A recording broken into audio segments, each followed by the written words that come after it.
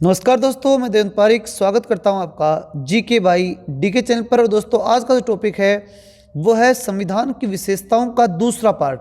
एक पार्ट अपन ने कल पढ़ लिया था, आज एक पार्ट पढ़ेंगे। और इसमें जो है वो है पहला प्रश्न, वो क्या है? विश्व का सबसे बड़ा और लिखित सर्वाधिक व्यापक संविधान कौन सा है? तो कौन सा है? भारत का संविधान विश्व का सबसे बड़ा लिखित संविधान है। यह प्रश्न आरआरबी 2002 में आया था। अगला प्रश्न है, भारतीय संविधान कैसा है? तो कैसा है भारतीय संविधान? आपके सामने अंशतः कठोर है और अंशतः लचीला। पूर्णतः कठोर कहेंगे? बिल्कुल नहीं कहेंगे, क्योंकि इसमें संशोधन किए जा सकते हैं। पूर्णतः लचीला है, ऐसा भी नहीं कर सकते, क्योंकि आसानी से संशोधन नहीं किया जा सकते, तो ये भी गलत है। न कठोर न लचीला, ऐसा भी कुछ नहीं है। तो क्या होगा? उत्तर होगा इसका अंशतः कठोर और अंशतः लचीला। अगला प्रश्न है, भारत का संविधान किस प्रकार का है? तो अंशतः कठोर अंशतः लचीला मतलब क्या हुआ? नम्य और अनम्य। बात तो वही हो गई भाई, नम्य और अनम्य मतलब वो अंशतः लचीला है और अंशतः कठोर है। अगला प्रश्न है, भारत के संविधान में भारत को माना गया है, क्या माना गया है? यूनियन ऑफ द स्टेट, राज्यों का संघ। याद रखिएगा, union of the state, union तो है ही, ऑफ द स्टेट यानी राज्यों का संघ माना गया। किसको? भारत को। भारत अर्थात इंडिया राज्यों का संघ होगा। अब ये चीज़ कल भी मैंने बताई थी कि अब इंडिया नहीं कहेंगे, इसे क्या कहेंगे? सिर्फ भारत। आगे है, भारत एक धर्मनिरपेक्ष देश है, इसका तात्पर्य क्या है? ये कल भी आए थे प्रश्न, और इसका मतलब है कि उसका राज्य स्तर पर कोई धर्म नहीं होगा, मतलब भारत राज्य का कोई धर्म नहीं होगा। अगला प्रश्न है, निम्नलिखित कथनों में से कौन सा सही है? तो पहला ऑप्शन क्या है? भारतीय संविधान अध्यक्षात्मक है, तो बिल्कुल गलत है। भारत का संविधान अध्यक्षात्मक नहीं है, अमेरिका का अध्यक्षात्मक शासन व्यवस्था है। अगला, भारत नाममात्र का राजतंत्र है, तो बिल्कुल नहीं, या राजतंत्र नाम की चीज ही नहीं है। ठीक है। अगला, भारत एक कुलीन तंत्र है, तो कुल का भी यहाँ पर कोई राज नहीं चलता, तो फिर क्या है भारत? भारत एक संसदात्मक प्रजातंत्र है। ये संसदात्मक है और प्रजातंत्र भी है। देखिए, दो चीज़ें स्पष्ट कर दूं मैं आपके सामने। एक तो होता है अध्यक्षात्मक, ठीक है, और एक होता है संसदात्मक। अब इन दोनों में क्या अंतर है? संसदात्मक में और अध्यक्षात्मक में अंतर यह है, इसमें तो उत्तरदायित्व तो होता है। देखिए, एक तो होती है कार्यपालिका और एक होती है व्यवस्थापिका। कार्यपालिका व्यवस्थापिका के प्रति उत्तरदायी होना, उत्तरदायी तब तो ये होगा, क्या हो तब? उत्तरदायी। तो उत्तर देने की स्थिति में हो, कार्यपालिका व्यवस्थापिका को उत्तर दे, यानी व्यवस्थापिका इससे प्रश्न पूछे और ये इसको उत्तर दे, तब तो होगी कौन सी? अध्यक्षात्मक। तो ये तो भारत में नहीं दे इस स्थिति में तो क्या होगा? अध्यक्षात्मक। और उत्तर दे इस स्थिति में क्या होगा? संसदात्मक। और भारत में उत्तर देना पड़ता है, तो इसलिए भारत में क्या है? संसदात्मक व्यवस्था पाई जाती है। अगला है, भारतीय संविधान के संबंध में कौन सा कथन सही है? तो कौन सा सही है? यह दूसरे देशों के संविधान से प्रभावित है। कौन? भारतीय संविधान किससे प्रभावित है? दूसरे देशों के संविधान से प्रभावित है। अगला है, निम्नलिखित में से कौन सा कथन सही है? तो कौन सा सही है देखते हैं अपन। भारत का संविधान भारत की संसदीय पद्धति को की सरकार की व्यवस्था है करता है। अभी बताया था मैंने कि हमारे यहाँ संसदीय व्यवस्था है। दूसरा, भारतीय संविधान द्वारा स्वतंत्र न्यायपालिका की व्यवस्था है स्थापना की गई, ये भी बिल्कुल की गई है। भारतीय संविधान भारत में विधि के शासन, तो यहाँ पर विधि का शासन भी है। आर्टिकल 14 विधि के समक्ष समानता, विधि का समान संरक्षण, ये व्यवस्था हमारे यहाँ पर की गई है। तो कुल मिलाकर के सारे ही सही हैं। अगला प्रश्न अपना, निम्नलिखित में से कौन सा कथन सही नहीं है? फिर वही बात, कौन सा सही नहीं है? तो देखिए, भारत का संविधान निर्मित भी है, लिखित भी है और सर्वाधिक व्यापक भी है, तो बिल्कुल सही है। भारत का संविधान प्रभुत्व संपन्न भी है, लोकतंत्रात्मक भी है, पंथ निरपेक्ष भी है, समाजवादी भी है, तो ये भी सही है। भारतीय संविधान की मूल अधिकारों को प्रविष्ट किया गया है, तो मूल अधिकारों को प्रविष्ट भी किया गया है, सही है। तो यहाँ पूछा है सही नहीं है, तो संविधान के प्रवर्तन के समय से ही संविधान में मूल कर्तव्य थे, ये गलत है। मूल कर्तव्य कब थे? तो देखिए मूल कर्तव्य हमारे यहाँ जुड़े, और मैंने एक कल बात बताई थी आपको कि जब जुड़ने की बात आती है तो 42वां संविधान संशोधन आपको याद रखना है, ठीक है ना। तो 42वें के तहत सरदार स्वर्ण सिंह समिति की अभिशंसा के आधार पर ये मूल कर्तव्य अपने यहाँ पर जुड़े थे। अगला, निम्नलिखित में से कौन सा कथन सही है? तो कौन सा सही है? यहाँ पर सही है पूछा आपको, तो देखते हैं। भारतीय संविधान में कई विदेशी संविधान के तत्वों का समावेश है, तो निश्चित रूप से है। भारतीय संविधान एकल नागरिकता का प्रावधान करता है, बिल्कुल है, हम सब भारत के ही नागरिक हैं। फिर है, भारतीय संविधान वयस्क मताधिकार की व्यवस्था करता है, बिल्कुल करता है, यानी उपयुक्त सभी सही हैं। भारत का संविधान है कठोर तो कम, लचीला अधिक, तो कुल मिलाकर के अंशतः कठोर अंशतः लचीला है, लेकिन इतना ध्यान रखना कठोर कम है और लचीला ज़्यादा है, क्योंकि डी ऑप्शन देखिए अपन, तो कठोर अधिक लचीला कम है, तो ये बात बिल्कुल सही नहीं, ये बिल्कुल सही है, कठोर कम है और लचीला अधिक है। भारतीय संविधान का स्वरूप किस प्रकार का है? तो देखिए भारतीय संविधान का स्वरूप जो है वो संरचना में तो है संघात्मक और भावना में है एकात्मक। बहुत इंपॉर्टेंट बात है भाई, दिखने में तो कैसा दिखता है? संघात्मक, और इसकी आत्मा कैसी है? एकात्मक। भारतीय संविधान भावना से एकात्मक है। भारतीय संविधान कैसा है? भावना से एकात्मक है। क्यों? क्योंकि केवल संसद को संवैधानिक संशोधन की प्रक्रिया आरंभ करने का अधिकार है। मतलब संसद ही कर सकती है ऐसा क्या? संविधान में संशोधन की प्रक्रिया का आरंभ, इसका मतलब यहाँ संघात्मक का कोई प्रभाव नहीं दिख रहा, यहाँ संसद मैन हो गई। कुछ स्थितियों में संसद को राज्य के लिए कानून बनाने का अधिकार है। तो किसके लिए कानून बनाने का? राज्य के लिए। क्या बनाने का? कानून। किसको? संसद को। तो संसद फिर क्या हो गई? केंद्र में हो गई, और केंद्र के अंदर मतलब फिर एकात्मकता का भाव दिख गया। अगली चीज, अखिल भारतीय सेवाओं के कारण, अखिल भारतीय सेवा मतलब आईएएस सेवाएं, और आईएएस की जो सेवाएं हैं वो सेंट्रल गवर्नमेंट लेती है और पूरे भारत में लागू करती है। तो इस प्रकार से अगर हम देखें तो ये सारी बातें बिल्कुल सही थी। भारतीय संविधान के संदर्भ में कहा जाता है कि यह वकीलों का स्वर्ग है, बिल्कुल सही है, यह वकीलों का ही स्वर्ग है। अगला प्रश्न है, भारतीय संविधान का सबसे अधिक प्रभाव किसका पड़ा? तो 1935 के भारत शासन अधिनियम का प्रभाव पड़ा। ध्यान रखिएगा दोस्तों, बहुत ही महत्वपूर्ण बात है। भारतीय संविधान के ऊपर अगर सबसे ज़्यादा प्रभाव पड़ा है तो 1935 के भारत शासन अधिनियम का पड़ा है, बाकी सब बातें बाद की हैं। निम्नलिखित में से किसके निर्धारित होता है कि भारत का संविधान परिसंघ है? मतलब एक संघ है, इस बात का निर्धारण कैसे होता है? क्योंकि यहाँ पर क्या पाया जाता है? केंद्र और राज्यों में शक्तियों का बंटवारा पाया जाता है, इसलिए हम कह सकते हैं कि भारतीय संविधान एक क्या है? परिसंघ है।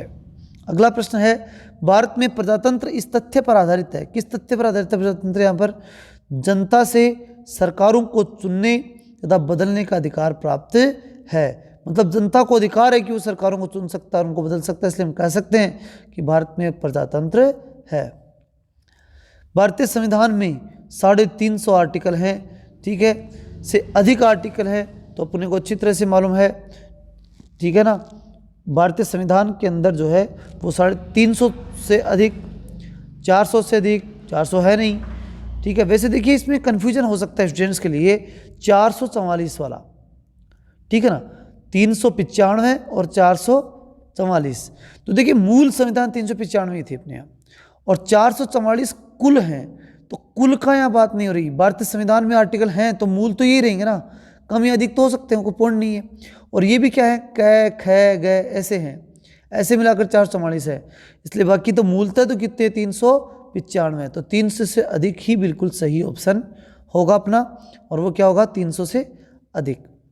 अगला है, भारत में किस प्रकार की शासन व्यवस्था अपनाई गई है? तो ब्रिटिश संसदात्मक व्यवस्था अपनाई गई है। भारतीय राजनीतिक व्यवस्था में इसमें से कौन सर्वोच्च है? तो सबसे सर्वोच्च कौन है? न्यायपालिका, संसद, धर्म या संविधान? तो देखिए न्यायपालिका भी किसके अकॉर्डिंग काम करती है? संविधान के अकॉर्डिंग, ठीक है, और संसद भी किसके अकॉर्डिंग? संविधान के अकॉर्डिंग। धर्म तो अपने यहाँ पर मतलब सभी धर्मों को महत्व, इसलिए इसका तो कोई पॉइंट ही नहीं बनता। इसलिए सर्वोच्च न्यायालय और संसद दोनों संविधान के अनुसार काम करते हैं, इसलिए हमारे सबसे ऊपर कौन है? संविधान। ठीक है दोस्तों, नेक्स्ट पॉइंट देख लेते हैं अपन अभी। नेक्स्ट अपना भारतीय संविधान के वृहद होने का कारण है। बड़ा क्यों है, वृहद क्यों है, क्या कारण है? तो इसमें देखिए संघ और राज्य दोनों सरकारों का प्रावधान किया गया है। पूरा संविधान में वर्णन है, केंद्र का भी और राज्य का भी। भारतीय संविधान का अभिभावक कौन है? अभिभावक का मतलब है गार्जियन, यानी कि संविधान को कोई बर्बाद नहीं कर दे, संविधान का उल्लंघन नहीं कर दे, तो उल्लंघन कौन नहीं करने देगा? सर्वोच्च न्यायालय उल्लंघन नहीं करने देगा। वयस्क मताधिकार की उम्र कितनी अपने यहाँ पर? तो 18 वर्ष वयस्क मताधिकार की उम्र है, मतलब 18 वर्ष वाला व्यक्ति क्या कर सकता है? वोट डाल सकता है। अगला प्रश्न देखते हैं अपन, भारतीय संघ व्यवस्था की एक विशेषता है, क्या विशेषता है? तो संविधान की सर्वोच्चता इसकी विशेषता है। दोहरी नागरिकता अपने यहाँ पर नहीं है, एकल नागरिकता है।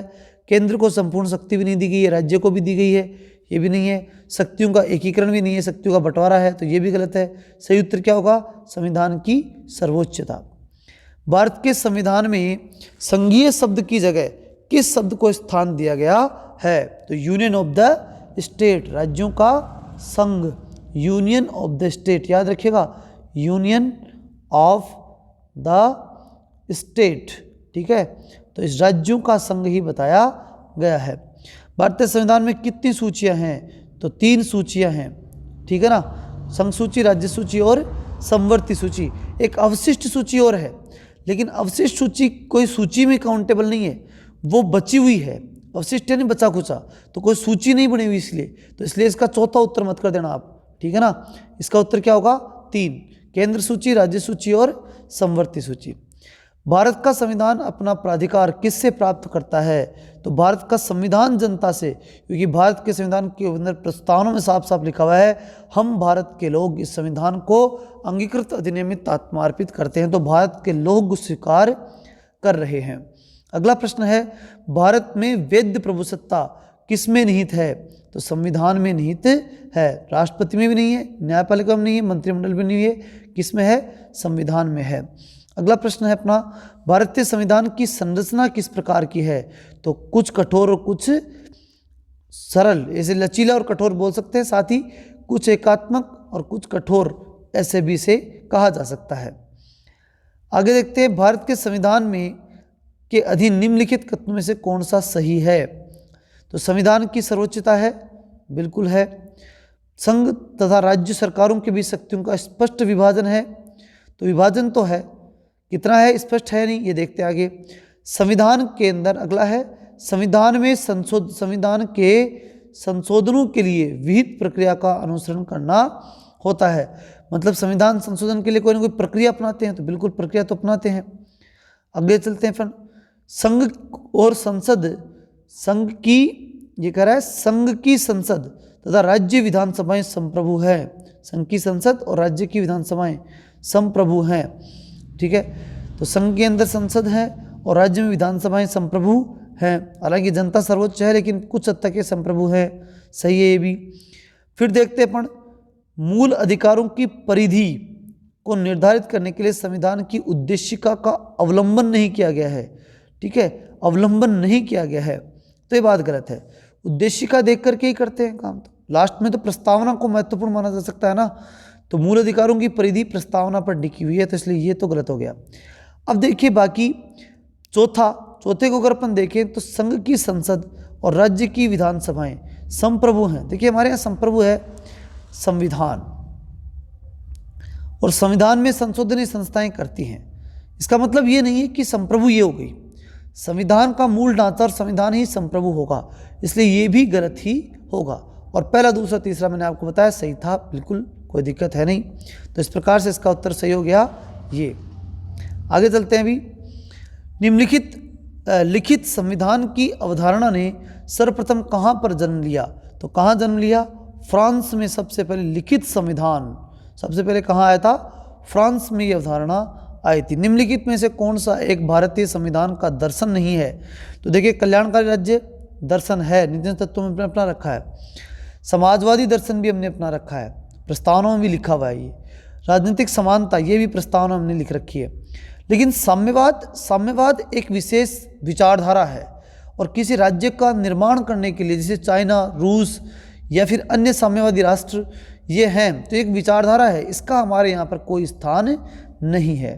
तो इसका सही उत्तर होगा डी होगा, मतलब भारतीय संविधान का ऐसा कोई दर्शन इसके अंतर्गत नहीं है, साम्यवादी दर्शन भारतीय संविधान का नहीं है। अगला प्रश्न है, भारतीय संविधान अर्धसंघात्मक है क्योंकि। देखिए, कथन और कारण को निकालते समय एक चीज ध्यान रखना, कथन बोल करके क्योंकि बोल लेना। क्योंकि, अगर क्योंकि सेट रहा तो ठीक है, और अगर क्योंकि नहीं है तो फिर गलत है। तो भारत का संविधान अर्धसंघ है क्योंकि भारत का संविधान न तो संघात्मक और न ही एकात्मक। इसका मतलब इसका ए और आर दोनों सही हैं और आर ए की सही व्याख्या भी कर रहा है। अगला प्रश्न है, निम्नलिखित में से कौन सा भारतीय संघीय व्यवस्था में एकात्मक तत्व है। तो कौन सा एकात्मक तत्व है, चलिए देखते हैं। शक्तियों का विकेंद्रीकरण, जब विकेंद्रीकरण हो गया तो एकता कहाँ होगी। एकता के लिए तो केंद्रीकरण चाहिए, विकेंद्रीकरण नहीं चाहिए, तो ये तो नहीं होगा। दूसरा, राज्यपालों की नियुक्ति, जब आपने राज्यपालों को नियुक्त कर दिया तो आपने क्या बढ़ा दिया, विकेंद्रीकरण बढ़ा दिया, मतलब पावर सेंट्रलाइजेशन थोड़ी रहा, एक जगह थोड़ी बांट दिया आपने, तो ये भी नहीं होगा। फिर अच्छा, इसमें ये चीज़ ये कह रहा है संघीय व्यवस्था में एकात्मक तत्व, हाँ तो ठीक है, सही है। फिर ये दूसरा सही होगा, क्यों होगा, रीजन समझा देता हूँ आपको मैं। रीजन इसका ये होगा कि राज्यपाल की नियुक्ति राष्ट्रपति के द्वारा की जाती है और राष्ट्रपति के अंडर में कौन होता है, राज्यपाल। इसका मतलब ये एकात्मकता की तरफ यानी राष्ट्रपति की तरफ बढ़ रहा है, तो ये सही होगा अपना, दूसरा बिल्कुल सही होगा। तीसरा, राज्यों में असमान प्रतिनिधित्व है, राज्यों के में असमान प्रतिनिधित्व है, मतलब किसी राज्य में क्या और किसी में मतलब जनसंख्या के अनुपात में है, तो इसका मतलब क्या है कि राज्य सभी राज्यों की चलेगी नहीं, अर्थात राज्यों का प्रभाव कम है, तो ये भी कुछ हद तक केंद्रीकरण की तरफ ही जा रहा है। अगला है न्यायिक पुनरावलोकन। देखिए, न्यायपालिका एकात्मकता की ओर है क्योंकि सर्वोच्च न्यायालय सुप्रीम कोर्ट से लेकर के नीचे के न्यायालय तक, ठीक है, वो सब के सब एक दूसरे से क्या है, जुड़े हुए हैं, तो इसलिए एकात्मक है। इसलिए जहाँ भी न्यायपालिका आ गई वहाँ एकात्मक तत्व तो है। किंतु यहाँ पर ये क्या कह रहा है, ये बड़ी इंपॉर्टेंट बात है, ये से कह रहा है कि न्यायिक पुनरावलोकन। अब न्यायिक पुनरावलोकन अगर हो गया तो मुझे बताइए कि संघीय व्यवस्था, देखिए पॉइंट समझना अच्छी तरह से, भारतीय संघीय व्यवस्था में एकात्मक तत्व पूछ रहा है आपको।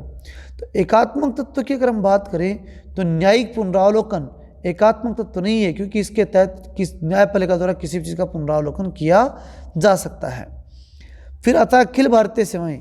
अखिल भारतीय सेवा मतलब आईएएस पूरे भारत में लग सकता है, इसलिए फिर ये एकात्मकता की तरफ गया। तो इस प्रकार कुल मिलाकर तीन चीज़ें, एक तो राज्यपालों की नियुक्ति, दूसरा राज्यसभा में असमान प्रतिनिधित्व, और तीसरा अखिल भारतीय सेवाएं। ये तीन चीज़ें क्या कहती हैं, एकात्मकता को प्रदर्शित करती हैं। अगला प्रश्न अपना जो आता है वह भारत में राजनीतिक व्यवस्था के मूलभूत लक्षण क्या हैं। तो राजनीतिक व्यवस्था के मूलभूत लक्षण क्या है, यहाँ लोकतंत्र गणराज्य है, बिल्कुल है, लोकतंत्रात्मक गणराज्य है। संसदीय व्यवस्था मैंने बताई भी आपको, सर्वोच्च सत्ता भारत की जनता में है, ये भी बात क्लियर है। ये एक एकीकृत शक्ति का प्रावधान करती है, तो ऐसा तो कुछ नहीं है। संघात्मक और एकात्मक का मिश्रण है, संघात्मक प्लस एकात्मक, इन दोनों का मिश्रण है। तो पहला, दूसरा, तीसरा बिल्कुल सही है। निम्नलिखित में से कौन सी भारतीय संघ और अमेरिकी संघ दोनों में साझी है। तो क्या चीज़ साझी है, ये संविधान की व्याख्या के लिए संघीय उच्चतम न्यायालय, ये हमारे यहाँ भी है और अमेरिकी संघ में भी पाया जाता है। संविधान की व्याख्या सर्वोच्च न्यायालय ही करता है। निम्नलिखित में से कौन भारतीय राज्य व्यवस्था में सर्वोच्च है। तो सबको मालूम है भारत में संविधान सर्वोच्च है और उससे ऊपर है जनता। अगला प्रश्न जो अपना आता है वो क्या है, अगला है भारतीय संविधान का आप किस प्रकार वर्णन करेंगे। तो ये विश्व में सबसे विस्तृत या बड़ा संविधान है, संविधानों में से एक संविधान है।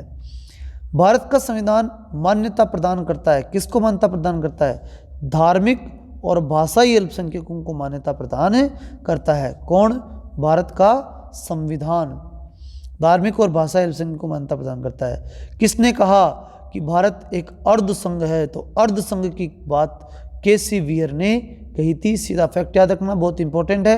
अर्ध संघ की बात केसी वीर ने कही थी। तो दोस्तों ये था आज के लिए टॉपिक, और अगर अभी तक आपने हमारे चैनल को सब्सक्राइब नहीं किया तो प्लीज़ सब्सक्राइब कीजिए, लाइक कीजिए और अधिक से अधिक दोस्तों के पास भेजिए। जय हिंद, जय भारत।